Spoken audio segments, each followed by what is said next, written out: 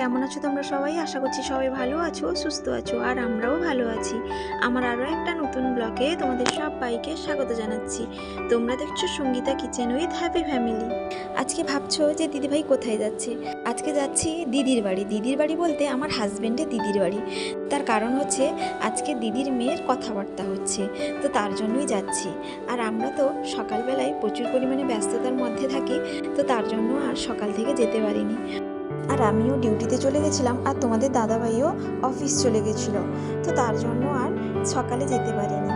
আর ওনারা দুপুরেই এসছেন, তো এখন প্রায় 3:30 মতো বাজে। তোমাদের দাদাভাই এক্ষুনি অফিস থেকে এলো, আর আমিও ডিউটি থেকে এসে খেয়ে বেরিয়ে পড়েছি। আর এই যে সামনের দোকানটা দেখতে পাচ্ছ, এই মিষ্টির দোকানটা আমার মামা শ্বশুরের দোকান। তো তোমাদের দাদাভাই মিষ্টি আনতে গেছে, আর আমার ছেলে তো এখানে আমাকে বিরক্ত করিয়ে দিচ্ছে আইসক্রিম খাবে বলে। তো মামা শ্বশুরের দোকানে গেলে কিন্তু সবসময় এমনিতেই ফ্রিতে আইসক্রিম খায়, তো ও তো আইসক্রিম খাওয়ার জন্য পাগল হয়ে যাচ্ছে। তো তার জন্য বাধ্য হয়ে ওর বাবাকে আবার ফোন করে বললাম সঙ্গে একটা আইসক্রিমও নিয়ে আসবে। আর ওখানে গেলে কিন্তু ফ্রিতে আমরা প্রায়ই আইসক্রিম খেয়ে থাকি। তো যাই হোক, ছেলেকে দেবো না বলে নিয়ে যায়নি, তো বাধ্য হয়ে কিন্তু নিয়ে আসতে হলো। এই যে আইসক্রিমটা পেয়ে কিন্তু খুবই আনন্দ পাচ্ছে ও। আর ছেলেকে বললাম আইসক্রিমটা এখন রেখে দাও, পরে খাবে, কারণ আইসক্রিম খেতে খেতে গেলে জামা প্যান্ট পুরো নোংরা হয়ে যাবে। আর এই যে দিদির বাড়িতে যাচ্ছি, আর আমার এই দিদির বাড়ি বেশিক্ষণ যেতে লাগে না, 10 থেকে 15 মিনিট সময় লাগে আমাদের বাড়ি থেকে। আমার প্রায় আত্মীয় স্বজনের বাড়ি কিন্তু খুবই পাশাপাশি, আর পাশাপাশি হলে কিন্তু খুবই ভালো হয়, কারণ আমরা এত ব্যস্ততার মধ্যে থাকি যে আত্মীয় স্বজনের বাড়ি যাওয়ার সেরকম সুযোগ পাই না। তো তার জন্য আমরা যেহেতু বাইরে কাজ করি একটা, তো আমরা কাজের সঙ্গে সঙ্গে কিন্তু আত্মীয় স্বজনের বাড়িটাও অ্যাটেন্ড করতে হয়। তো পাশাপাশি হলে খুবই ভালো হয়। তো আমাদের বাড়িতে যেখানেই ডাক পড়ুক না কেন, আমরা কিন্তু আগে কাজে যাই, কাজ থেকে ফিরে কিন্তু তারপর আত্মীয় স্বজনের বাড়ি যাই। তো তার জন্য কিন্তু বেশিরভাগ ক্ষেত্রেই আমাদের যেতে কিন্তু অনেকটা লেটও হয়ে যায়। তো যাই হোক, অনেক কিছু কথা বলে ফেললাম। আর এখানে ছেলে বাড়ি আসতে না আসতেই আইসক্রিমটা রাস্তার মধ্যে ধরে নিল, বলছে কি আমাকে আইসক্রিমটা দাও, আমি আগে আইসক্রিম খেতে খেতে পিসুমনির বাড়ি যাব। তো যাই হোক, ওকে আইসক্রিমটা দিয়ে তারপর আমরা চলে এলাম।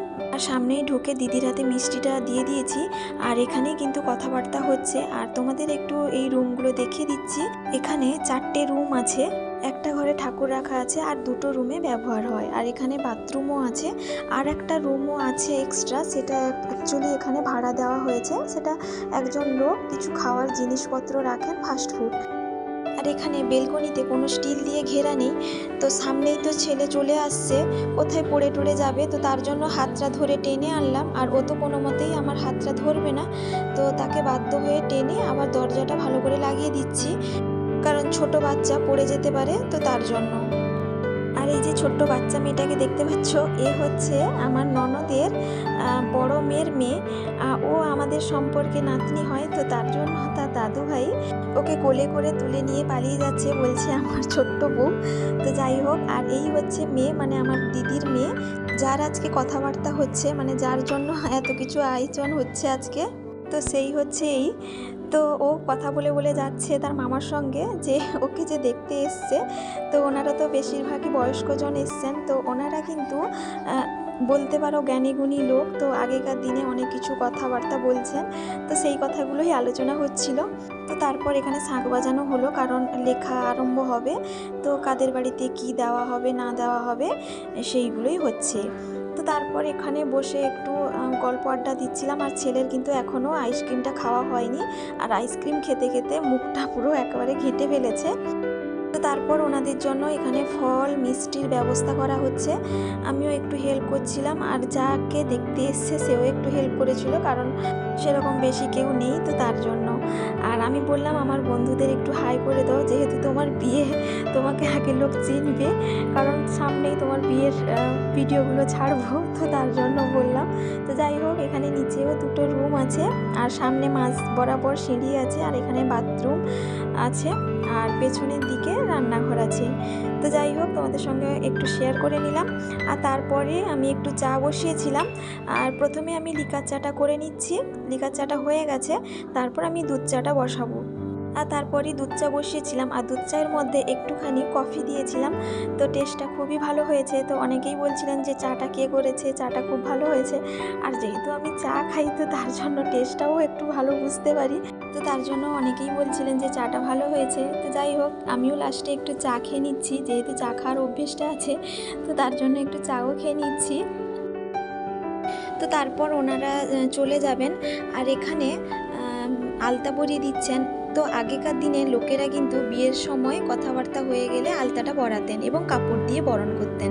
তো এখনকার দিনে সেই সব চলগুলো যদি ধরে রাখি ঠিক মানায় না। আমার তো সেরকম ভালো লাগে না, কারণ অনেকে হয়তো পাটা দেখবেন একটা খারাপ লাগবে, আমার ঠিক পছন্দ হয় না। তো তার জন্য বললাম যে একটুখানি সামনের দিকে লাগিয়ে দাও, পুরোটা লাগানোর দরকার নেই। তো তার জন্য আমার যে দিদির যে যা, ওই দিদি মানে ছোট দিয়ে একটুখানি লাগিয়ে দিয়েছে। তো পুরোনো দিনের সব কিছু নিয়ম কিন্তু এখনকার দিনে যে ধরে রাখা দরকার সেটা কিন্তু আমার ঠিক মনে হয় না। তো যেটা যেরকম যখনকার যেরকম পরিস্থিতি সেই রকমই মানিয়ে নেওয়াটা দরকার। তো যাই হোক, তারপর ওনারা যাওয়ার পরে একটু মিষ্টি খেয়ে নিলাম। আর এখানে ছেলে ব্যাট বল খেলছে একটা পাইপ নিয়ে। আর আমাদের জীবনে যত কাজই থাকুক না কেন, দায়িত্ব এবং কর্তব্যগুলো কিন্তু পালন অবশ্যই করা উচিত। আর আমরা দায়িত্ব এবং কর্তব্যগুলো পালন করার চেষ্টাও করি। আর তারপর এখানে দেখো ওনারা যে দুপুরে খেয়েছিলেন ভাত, তো এখানে কিছু তরকারি, ভাত, ফ্রাইড রাইস এগুলো রাখা আছে ঢাকা দিয়ে। তো দিদি বলছিল খাওয়ার জন্য, তো আমি বললাম একটু দেরি হোক। তো সামনেই একটু গল্প আড্ডা দিচ্ছিলাম আর তোমাদেরকে একটু সামনের ঘরটাও দেখিয়ে দিলাম। তো সামনের কিন্তু গ্রিল দেওয়া নেই, আর উপরে কিন্তু বেলকনি পুরো ফাঁকা। তো তারপর এখানে ছেলেকে খাওয়াবো। তো দিদি বললো যেরকম ছেলে খেতে চায় ওই রকম একটু নিয়ে খাইয়ে দাও। তো তার জন্য ছেলে যেরকম খেতে পছন্দ করে ওই রকম একটু বেছে বেছে নিয়ে ছেলেকে খাওয়াবো বলে বেড়ে নিচ্ছি। আর এখানে ফ্রাইড রাইস, চিলি চিকেন নিচ্ছি। আর তারপর আলু ভাজা, বেগুনি একটু নিয়ে নিচ্ছি। যদিও ফ্রাইড রাইসের সঙ্গে এগুলো খাবে কিনা জানি না, তো অল্প অল্প করে দিদি নিতে বললো। আর এদিকে আমার ছেলের হচ্ছে মাংসটা তো অবশ্যই প্রিয়, তো তার জন্য একটু হাড় দেখে মাংসটা নিচ্ছি। তো ছেলে যেরকম খেতে পছন্দ করে সেই রকমই নিচ্ছি, না হলে হয়তো ও খেতে চাইবে না, কারণ ও একেবারে গাদা মাংস খেতে চায় না, তো তার জন্য। আর এদিকে ছিল চচ্চড়ি, চচ্চড়ি তো ও খেতে চায় না। ওদিকে ছিল মাছের ঝাল, আর এখানে ছিল খাসি মাংস। তো আমি বললাম নেব না, তো দিদি বললো এক পিস নে, বাচ্চাটাকে খাইয়ে দিবি। তো তার জন্য বেছে এক পিসই নিলাম। বন্ধুরা, প্রতিদিনের মতো আবারও বলছি, আমার এই ব্লগটা কেমন লাগছে অবশ্যই কমেন্ট করে জানাবে। যদি একটুকুও ভালো লেগে থাকে একটা লাইক দিতে ভুলো না। আর সাবস্ক্রাইব যদি না করে থাকো প্লিজ একটা সাবস্ক্রাইব করার অনুরোধ রইল। আর যারা অলরেডি সাবস্ক্রাইব করে দিয়েছো তাদেরকে অসংখ্য অসংখ্য ধন্যবাদ। আর তারপরেই ছেলেকে খাওয়াচ্ছিলাম। আর পাশে আমার দিদির মেয়ে বসছিল, তো নাতনি, তো ওকে বললাম একটু খেতে। ও বলছে কি আমি এখন খাবো না, দুপুরে খেয়েছি, আমি পরে খাবো, সন্ধ্যার পরে খাবো। তো তার জন্য ছেলেকে শুধু খাইয়ে দিচ্ছি। আর ছেলেকে কিন্তু মোবাইলটা দেখালে খাওয়ানোটা খুবই সুবিধে হয়, আর যদি মোবাইল না দিই তাহলে কিন্তু খাওয়ানোটা খুবই কঠিন হয়ে যায়। আর এদিকে তোমাদের দাদাভাইও খেতে বসে গেছে। আর বেশিক্ষণ থাকবো না, কারণ সন্ধে হয়ে যাবে। তো তার জন্য খেয়ে বাড়ি চলে যাব, যেহেতু ছেলেকেও নিয়ে এসেছি। আর বাড়ি আসার পর তোমাদের দাদাভাই বলল বাড়িতে যে কাজ হবে, পাথরটা আর টাইলস বসবে, তো ওইগুলো তো আনা হয়নি। তো তার জন্য বলল কি আমি যখন সময় পেয়েছি সন্ধ্যার সময় একটু নিয়ে চলে আসি। তো ও আনতে গেছিলো, তো তার জন্য আমাকে ফোন করে বলল যে ওই ঘরের চাবিটা নিয়ে আসো, তো খুলে ঢোকানো হবে। তো ও এখনও আসেনি, ও পেছনে আসছে। আর যিনি টোটো করে নিয়ে এসছেন উনি এক এক করে মালটা নামিয়ে নিচ্ছেন। প্রথমে রান্নাঘরে রাখা হয়েছিল দুটো মাল, কিন্তু তোমাদের দাদাভাই আসার পরে ওটা আবার সামনেও রাখা হয়েছে। তো তোমাদের দাদাভাই আসেনি বলে তো উনি দুটো নামালেন। তো তারপর তোমাদের দাদাভাই আসার পরে ও আবার এক একটা মাল নিয়ে আসছে।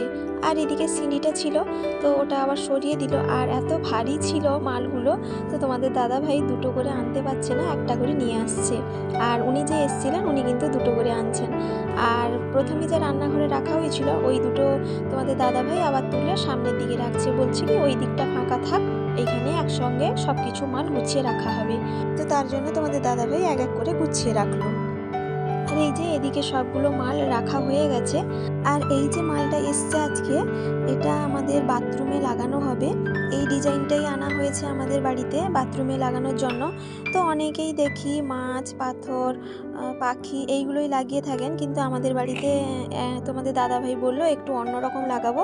তো তার জন্য তোমাদের দাদাভাই ফুলের টাইলসটা এনেছে। তো যাই হোক বন্ধুরা, অনেকটা রাত্রিও হলো। আর আমার এই ব্লগটা কেমন লাগলো অবশ্যই কমেন্ট করে জানাবে। যদি ভালো লাগে একটা লাইক দিতে ভুলো না। সবাই ভালো থাকবে, সুস্থ থাকবে, আবারও দেখা হবে।